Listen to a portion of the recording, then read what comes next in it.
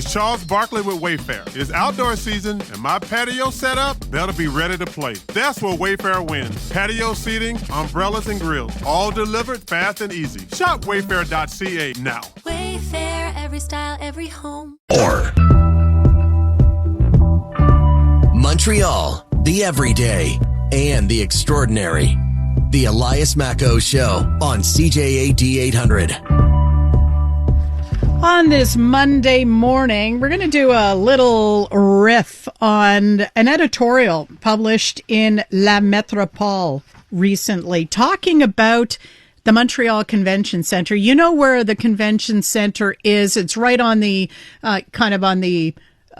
over top of the Ville-Marie Expressway, if I could put it that way. It is a little bit of a buffer between the old port and the western part of the southern downtown. It is a key location for tourists because there are metro stations for tourists heading into Old Montreal. Of course, the convention center itself is a big generator of tourism. And in the editorial, La Métropole argues that there should be a 150-meter protected perimeter around the Palais des Congrès that bans permanent or semi-permanent tents, makeshift shelters, barriers to entry, and occupations with any documented safety or health problem. So the problem wouldn't be the presence of a homeless person in a public space. It would be the presence of encampments, of tents, of shelters, and that type of thing. And in underpinning the argument, La Métropole's editorial points to the fact that last year, Montreal hosted 477 business events, bringing together more than 1 million visitors, $438 million in economic spin-offs, including 10 international conferences that attracted over 7,000 attendees. And that benefited not just the convention center, but hotels, restaurants, shops, taxis, AV companies, technicians, food suppliers, museums, cultural institutions. And the competition is stiff for these big international conventions. And Montreal has to be able to compete with the likes of New York, Paris, Barcelona, Boston, Vancouver, Toronto, Copenhagen, on and on. So here to tell us more about what he sees as issues in the neighborhood is someone who lives in Chinatown, which, as you know, is right there in that area. Anthony Bovenzi, thank you for joining us on CJAD 800. Thank you for having me. Good morning, Trudy. What have you seen in your neighborhood that relates to this issue around the convention center district? Mm-hmm. Well, in relation to, first of all, the convention center, to simplify it, to explain to people where it's located, it's in Chinatown. So, Mr. Clavet, his article, it concerns a lot Chinatown because we have issues with homelessness. But getting to the idea of 150-meter perimeter around, I get the idea. I actually applaud the Palais des Congrès because they actually do manage several meters out from their building. You know what I mean? Like, they try and keep the peace. They try and keep it clean. They try and dissuade certain activities or certain types of behavior. So they're already making an effort to kind of offer a perimeter around their building that is conducive. There's beautiful cherry blossoms and all kinds of things. So they just want their visitors to be able to benefit a little bit from, the landscaping around the Palais. So they're already doing a good job. 150 meters is 450 feet. So I find that a little excessive. I get the idea. But, the Palais des Congrès, where they're located, they have other problems. 150 meters. I don't want to go in too many directions, but I just want to say that they're under a lot of pressure. They've already tripled their security in the last, I think, 3 or 4 years. And those are their numbers. We're in communication with them. they've tripled their security. So they're already very conscious of the effects of drug use, homelessness, criminality in Chinatown, and they're trying to do something about it. Mr. Clavet's idea, sure, I mean, why not? But I don't know that it's really doable for the Palais. That's quite a large perimeter to take care of. And I have to say that the city actually is pretty good with dismantling, because tents do pop up here and there. Sometimes you'll see as many as 10, but it's been a while since we've seen that number.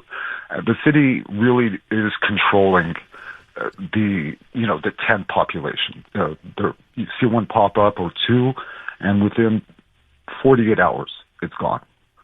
So again, there are efforts being made. But I thought this administration vowed no dismantling. Oh, no. Well, I mean, I don't think we're not talking large encampments. All I know is that they disappear. So again, I'm not sure who or what is being done, but I know that they're not there anymore. I just want to get a sense of why you think 150 meters is excessive. Are you worried that that'll just displace homeless people back into Chinatown, push them north? Well, no, it'll push them out of Chinatown. It's just, the idea is, I'll tell you why, because I know I've been living in Chinatown for 30 years. I've been living through the changes, so I've thought about it a lot. I've taken measurements, how many streets, what's going on, and there's a lot of, the old brewery Mission are on Saint Laurent, corner Saint Antoine, and that would be within the 150-meter radius that Alain Clavet is talking about. Yeah, but you know what? I don't have a problem with that because that's a mission that provides housing. It's not a mission that needs to tolerate tent encampments anywhere around it. Yeah, and yet there are, and they do. So I understand. I just think that it's a lot to ask. I'm not defending. I'm not saying, the Palais du Congrès is owned by the Quebec government, so it's not like, they don't have bottomless pockets. I'm just saying... Well, they don't. I'm questioning... Well, that's us. You realize that's us, and we don't have bottomless pockets. But they seem to behave as if there are bottomless pockets, so that's what I meant. Okay, but so again, if 150 is excessive in your view as a resident of Chinatown, what would not be? What would solve the Palais des Congrès problem? They would have to move. Seriously, because what I'm trying to explain to you is that they are surrounded. Chinatown is surrounded by services for the homeless and everything that attracts. It's not the homeless people themselves the issue. It's the drugs that are fed to them. It's the criminals that come, they want to serve their customers. They come close to their customers. Well, they're all here in Chinatown. This is the issue. But what I'm saying is, we're surrounded by services for homeless people. So it's a losing battle, really. Every building would have to have like this 150-meter safety zone around them. The numbers aren't important. The idea is that we have to also be realistic, Trudy. Oh, yeah, I'm all for realism, but I do understand. My version of realism, forgive me. It's that, again, this is an idea that the editor, Mr. Clavet from La Métropole, metropole.com, he wanted me to, mention his website. They have great reports on what's going on in Montreal. Again, that was his initiative. I didn't know that I would be defending his idea. I thought that it was something the Palais des Congrès had come up with, but then I reread his article and I understood that he was putting this forth. So, great idea. Great initiative, but in reality, and also the homeless issue is only getting worse. The economy is getting worse. More people are winding up in the street. So again, it's just it's playing cat and mouse. So we'll push them down towards the old port, or we'll push them up towards the village, who are already having their own problems with homelessness. It's a cat and mouse game. So again, that I agree with. Great initiative. But you know what? They're having discussions about this in other cities too, Anthony. Of course. Ottawa has had discussions about the concentration of services in one particular area that's very close to the Byward Market, which is a huge tourism motor for Ottawa. And what they, in some cases, have decided is to move the services. So it's not, sure. You're saying move the Palais des Congrès. I'm telling you, there are hard... that would be the only option. Yeah, really. But... I mean, if you want them to be complete, if, Alain, the idea of like this, no, it's not doable.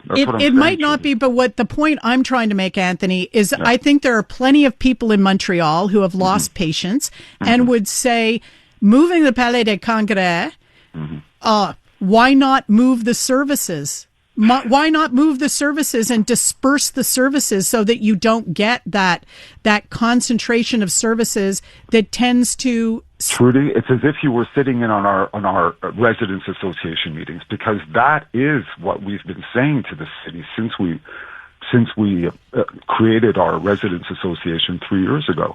Is, can you spread the misery around a little bit? Does it all have to be in Chinatown?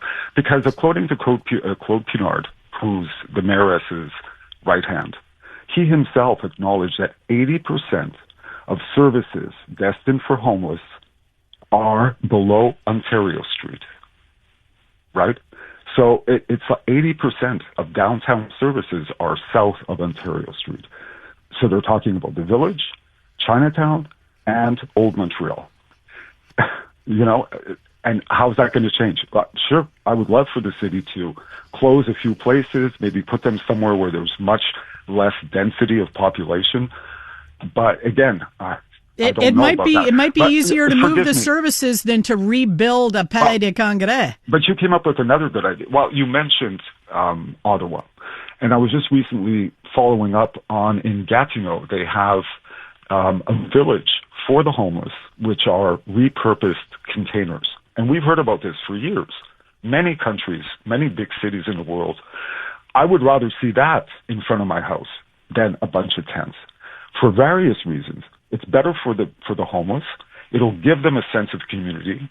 They will probably, and I believe it's in the statistics, they wind up feeling part of the community, and they take care of their area, and they, you know what I mean? Whereas now, they don't care about their behavior, or they're high on crack, and you can't even control your behavior, or they have issues. So I would like to see some tiny homes.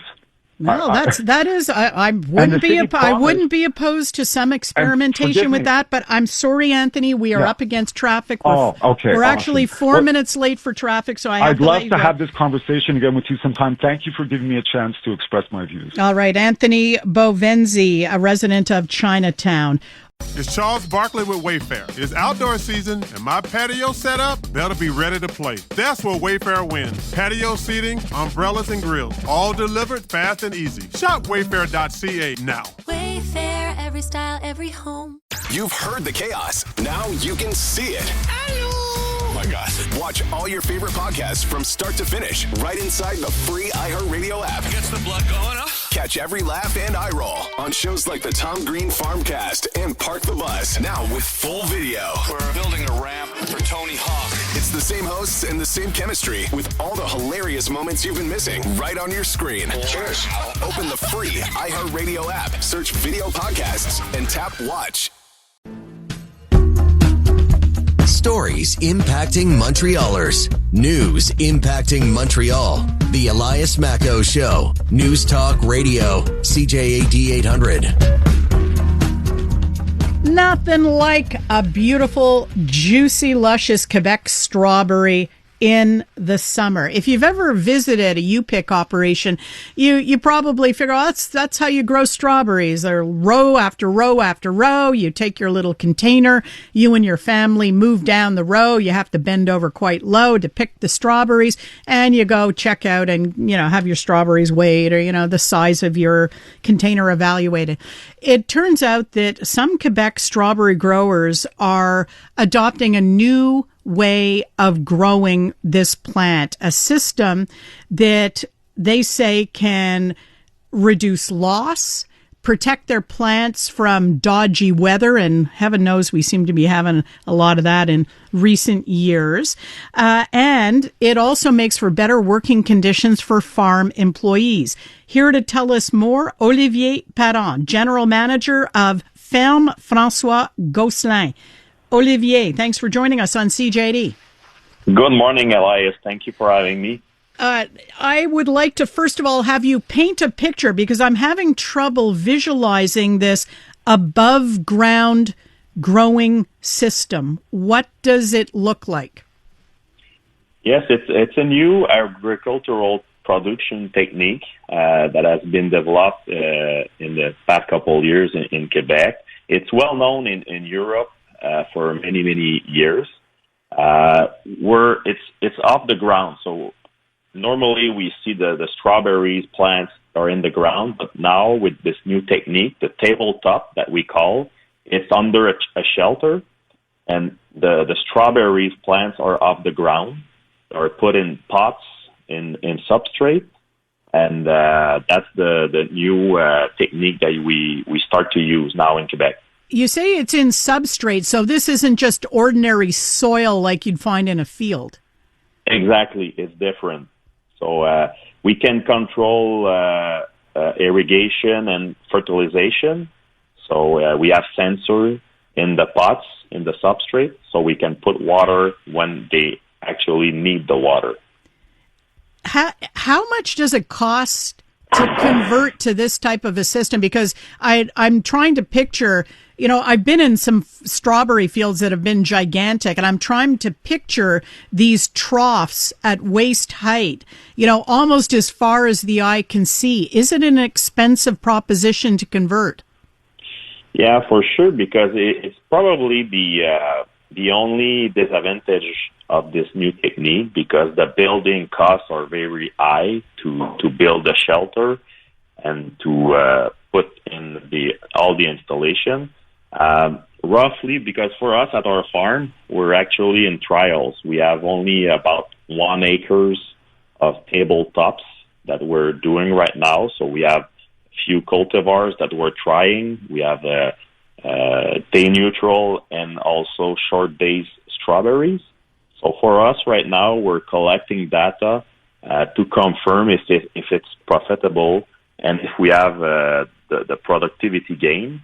But if you want to have a figure, I'd say probably for about for us, we have 2.5 acres, and it's about $1 million investment. So it's pretty expensive. So we need to have the productivity gain to make sure that we invest and we continue with this. Tell us, too, about the protective covers, because we often hear, for example, small fruit producers get hit hard if there is hail. If hail comes down, because it just completely flattens the plant, or very, very sudden, heavy rain can flatten a plant. Are these covers removable? How do the plants get the sunlight they need? Well, it's a plastic shelter, so it can we make sure that the sun can pass through the plastic. So and it's one of the main advantage that we're dealing for probably the last decade with more extreme heat, heavy or late frost. We have the pest development, and as you said, the effect of the climate change with drought, heavy showers, hail. So this is the one way, a new technique that can protect the strawberries or even the raspberries and the blackberries that we're producing under those shelters. I would assume, too, it's a lot more pleasant for farm workers to work the tables because they don't have to bend over. Yes, exactly. Well, it's a gain of productivity because the speed of the picking is quite higher because the pickers are stand up instead of being on their knees in the field. So, yes, it's probably easier but way faster to pick the strawberries. Olivier, I want to ask about taste, because Quebec strawberries are known for tasting good. They're not like those half white ones that we get from south of the border sometimes. They're full of flavor. Does growing in a substrate in one of these shelters, is it able to deliver the same taste? Yes, the main concern that we have, well, I'd say for all the producers, but for us at the Ferme François Gosselin in Orléans Island, we want to make sure that it doesn't affect the quality of the strawberries, the taste. That's why we're making some trials right now this year and last year as we started. But it's not supposed to have any change in the flavor. Have you tasted them? Have you noticed any change? Yes, we've tasted some this year, but I cannot say that I saw a difference in the taste. But the main difference is probably the quality of their fruit, because it's protected from the rain, from the sun, from hail. So the plant and the strawberry are actually like the shelter is doing its job to protect the plant and the fruit. So luscious, full of flavor, beautiful red, no white shoulders. Exactly. That's what we're looking with the production of tabletop. Well, it's going to be very interesting to see if this technology adapts well to Quebec strawberries. I guess we'll have to wait a couple of seasons to see whether it's the experiment is bearing fruit, if I could say that. Olivier, thank you very much for the interview. Thank you very much for having me on your show this morning. Olivier Perrin is General Manager of Ferme François Gosselin. After the 10:30 update, in transit, a think tank is saying it should be Quebecers deciding if they want zero emission standards and not some top-down imposed minimum. Let's get into that in a few moments.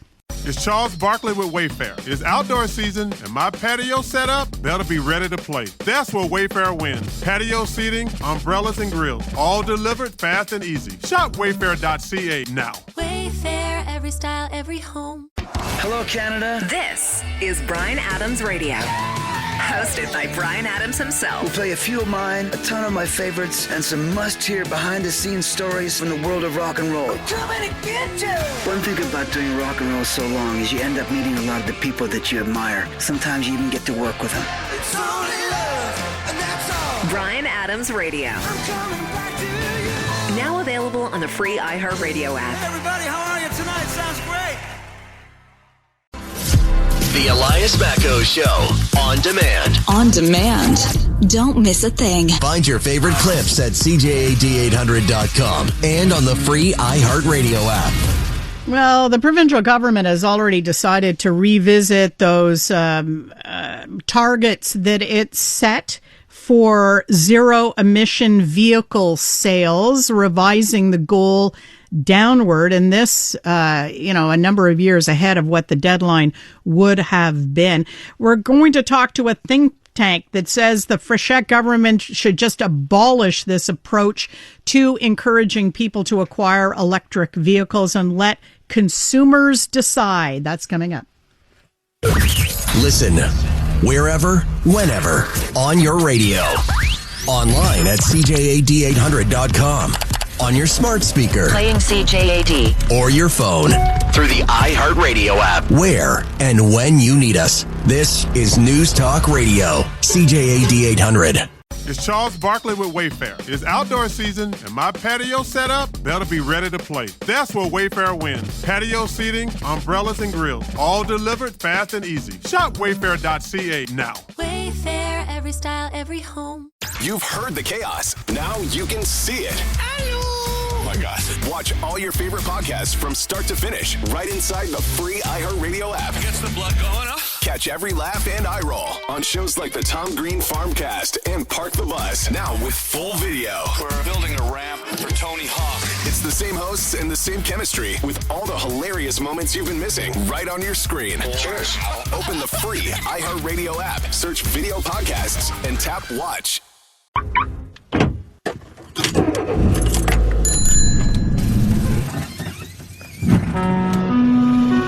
La STM vous souhaite la bienvenue à bord.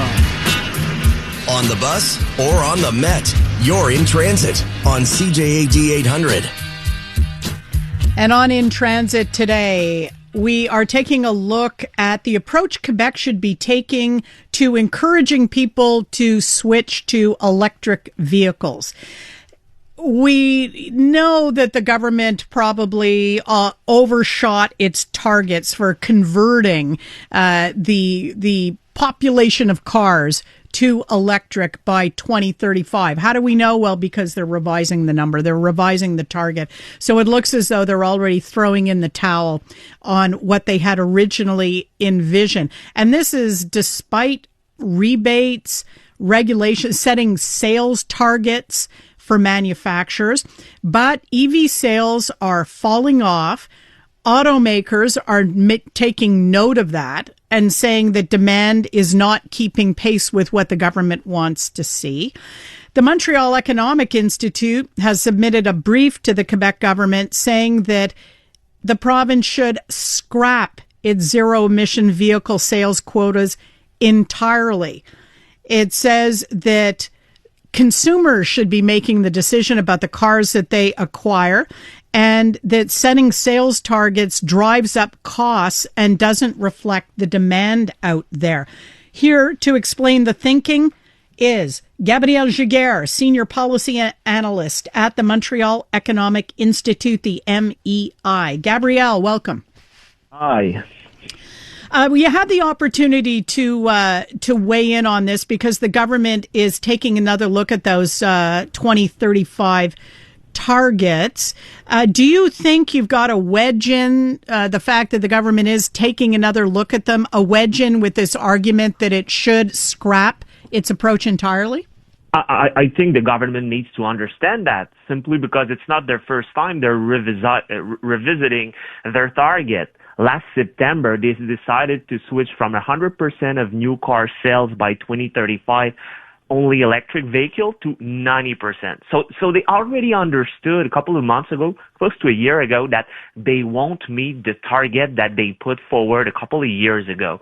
Now what they're saying is that it's so clear, and they won't say it that way, but the demand, the actual demand is so far from the government targets that they know they will never meet that target. To be very clear, what they were saying basically is that 80 to 85% of new car sales should have been basically electric vehicle by 2030. Right now, with the credit structure, we're around 15%. So just imagine the spread between what is currently the actual demand and the Quebec politician target for electric vehicle sales. Now, for 2026, the current regulation is putting the target at 32.5%, which is 2 times more than what we saw in Q1 of 2026. Now, it's pretty clear that Quebec understands the target is very, very far from reality.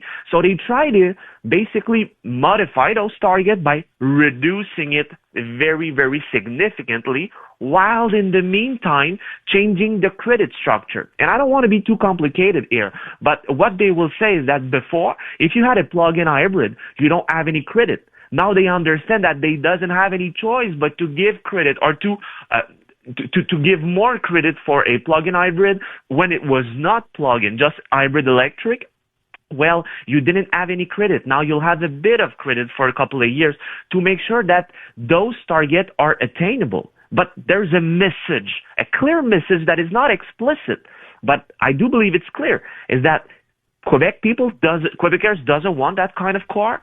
Government tries to push it to the population, but what we need to understand, especially the government, is that they cannot take the role of the consumer. They cannot artificially create a demand if population does not think that those kind of core are well suited for their needs. Let's talk about that, because part of your brief deals with why Quebecers are reluctant to make the jump right now from a gas-burning car to an electric. And I think it's pretty telling because it isn't just price. It is largely price, but it's not just price. Tell us what you found.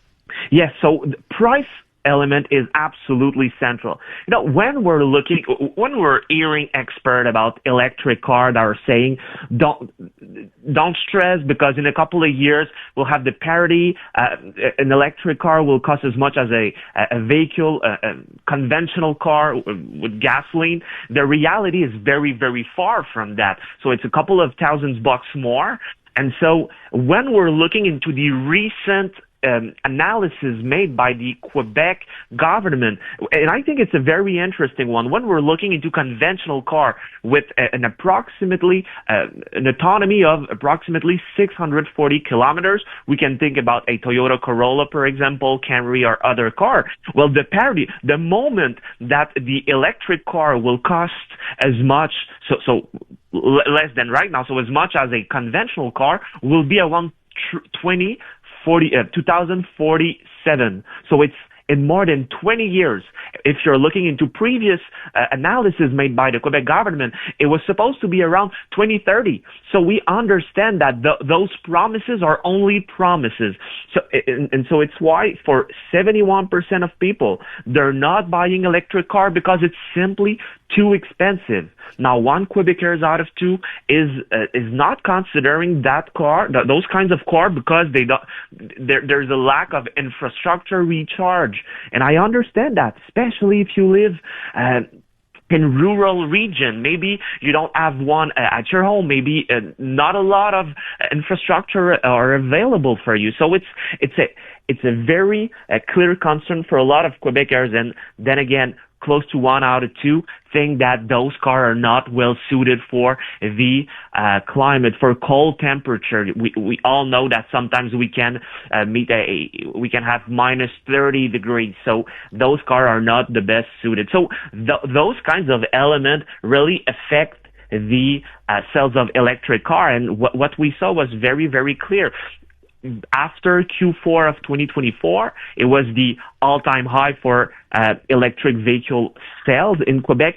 It has plummeted. It's very, very low compared to the 2024. We're more about the end of 2022. So right now, a lot of things are preventing people from buying it because of the climate, because of the cost, because of the lack of infrastructure recharge. And one of the other things I find very interesting is when we ask Quebecers, do you think that the actual targets of the Quebec government is realistic? Is it possible to meet that? And 65% of people are saying it is simply not feasible. And so when people doesn't want to buy a car, because a lot of reasons, they don't think your regulation are feasible, are realistic. At some point, when you look into the data, government will simply need to understand that they cannot force an artificial demand. And so in that sense, they need simply to abolish their regulation, because the reality, and I think it's one of the most important things for people to understand, is that there's a regulatory cost for constructor. If they're not able to meet the actual regulatory target simply because Quebecers doesn't want it, they'll need to pay credit to the Quebec government either by buying from other constructors such as Tesla, for example, because Tesla is only selling electric vehicles, so they'll be able to have more credit and they will be able to sell it to other constructors. But the reality is that at some point, that kind of market won't work. So they will need to pay $20,000 per credit. And there's a lot of credit that might need to be bought to the Quebec state. So at the end of the day, we, Quebecers, will pay more for our car, or we simply won't have access to as many cars as right now. So both things, in both scenarios, we're all losing. Just briefly, Gabriel, before I let you go, is there a chance that the arrival on the market of the cheaper Chinese imports could shake up this equation and reduce that 71% of Quebec drivers who say they're not interested in an electric because of the cost? I think it will be very, very interesting to see if Quebecers are able to have access to cars that are of great value, a lot of autonomy, cheaper. I think we might see more sales in electric cars, but the opening for the Chinese market is still very, very small. And so we'll see how the consumers react. But this is certainly something interesting, because right now the government, the Quebec government, is pushing for the electric car, while in the meantime the federal government is restraining the importation of Chinese cars. So we'll see how it evolves, but I think it's certainly something very interesting to see, because at the end of the day, and we need to keep that in mind, nobody's gonna force people to buy Chinese car or Canadian car. We are all free to do so, but and I think it's the central message that I really want to push today is that we need to be free to buy whatever we want, and we shouldn't have a tax or a regulatory tax related to our choice, because government try to substitute itself with our actual needs and demand. Gabriel Giguère, thank you for your time. It was a pleasure. Gabriel Giguère, Senior Policy Analyst at the Montreal Economic Institute.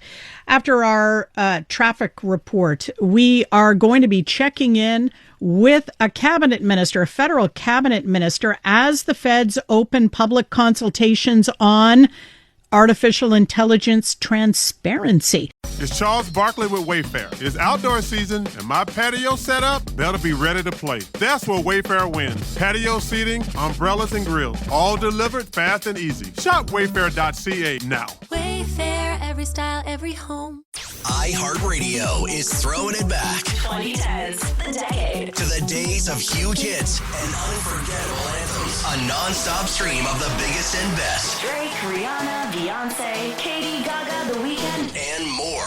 All your decade-defining favorites, all in one place. Hi, it's Katy Perry. Hey, it's Bruno Mars. This is Kesha. Find 2010's The Decade on the free iHeartRadio app. Preset the station so it's always one tap away.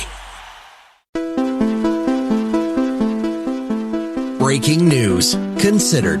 The Elias Macco Show. News Talk Radio. CJAD 800. Trudy Mason sitting in for Elias as his parental leave continues through the summer. We are talking now about AI. We have a couple of topics coming up in the show today about artificial intelligence. This one has to do with AI agents. And it seems that some people are quite willing to let an artificial intelligence do some shopping for them, go online, compare prices, maybe book a vacation, shop with groceries, and it kind of takes you out of the loop. You've empowered that artificial intelligence assistant to do that type of work for you. But what happens if the AI agent misleads you in some ways? What if it makes a mistake and it ends up costing you a lot of money? What if you don't really realize you're dealing with an artificial intelligence? What is your recourse?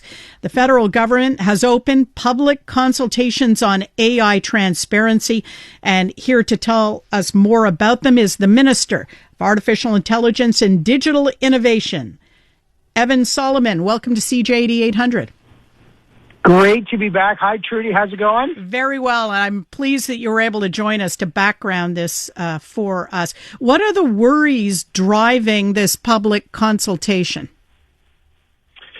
Well, Trudy, first of all, you know, back in June, we launched our new national AI strategy called AI for All, making sure that AI benefits everybody. Okay? You know, some people have a lot of experience, some people don't, wherever you live. AI is like a pen and paper. It's everywhere, but it's got to benefit everyone and serve everyone. And we have three pillars in our strategy: trust, opportunity, and sovereign control. They're pretty basic for people. We need to trust it because, you know, technology is moving real quick, but people will only use things if they trust it. And then we need to create opportunities like jobs and skills, so we're investing in that. And then we want to build here in Canada, because if we don't build here, we got to buy it from someone else. And you know, we all want the jobs and the technology and the innovation to stay here. So we launched that, and we also launched legislation, I should say, to update our privacy laws so we can protect Canadians. So any of your listeners, they want to know that their children are safe, their privacy and their personal data is safe. So we have new legislation that's going to do that. give people the right to take down, Trudy, if there's a deep fake made of you that's really harmful, you should have the right to take that down. Darn right. And children's... Right. So that's already in our legislation. You want that. Or if someone's price gouging you, right? They're doing that surveillance pricing. They're using your data that's collected to charge you more for a plane ticket than your friend. You should have the right for some recourse. So not only are we stopping those things, we're building a regulator that can actually, for the first time in Canadian history, Trudy, will have teeth to levy fines against these big companies if they're abusing it. Now, what we're launching this summer is the next step. And you did a great job explaining it on the AI agents. These are things that are doing stuff for people like digital butlers. And they can be powerful. So what we want to know is, would you want to know when content that you see is generated by AI or not? And if you're interacting with an AI system or a real person, should you know about it? And what information about the AI should you know? Like, I'll give you an example. Already in our legislation, if an AI tool or algorithm is determining whether you got a mortgage or not, we think consumers have the right to know, hey, how did they make that decision? So that's there, but how should AI be treated and and tracked? So we're doing consultation on that transparency side so people have a say, because this technology is changing and we want to make sure everyone has a say in the matter. Is there, I think it's important, for example, I don't know anyone who would say, well, no, I don't need to know when I'm being fed AI generated content. I don't need to know when I'm interacting with an AI system. I think everybody would probably raise their hand and say, yes, we need to know, please inform us, and then we can make an informed decision whether to proceed with that particular activity. But getting the companies behind these services on board, I'm wondering how easy it's going to be coming out of the consultation, Evan. So, Judy, great question. Look, companies and everybody's innovating. Sometimes when you're transferring money, you're using digital technology, or when you're booking an airline ticket already, you're using technology. And so, look, we expect all companies are adopting the latest technology. AI is a new kind of version of digital technology. It makes things faster. And so actually figuring out the line as to when and where we actually have to inform customers is an interesting question in and of itself, right? Because sometimes, do you care if when you're ordering an Uber, it said Uber uses AI within their algorithm to decide where you're getting a taxi? Maybe that's not that important, but if you found out that surge pricing is allowed because it doesn't affect an individual. But if Uber was using surge pricing just on Trudy, say, oh, she always goes to work, she always does that, your Uber is going to be more expensive than anybody else's Uber, then you should have the right to know, right? Because they're using your information. So in a sense, we're interested in how you use information. The second thing is we do work with these giant companies, both in Canada and without. We're talking to them all the time.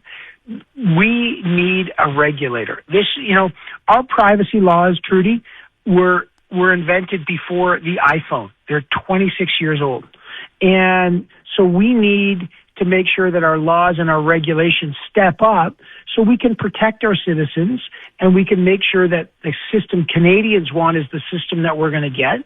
And we do have the power to have enforcement, and when the regulator's up and running, we'll have the power to enforce that.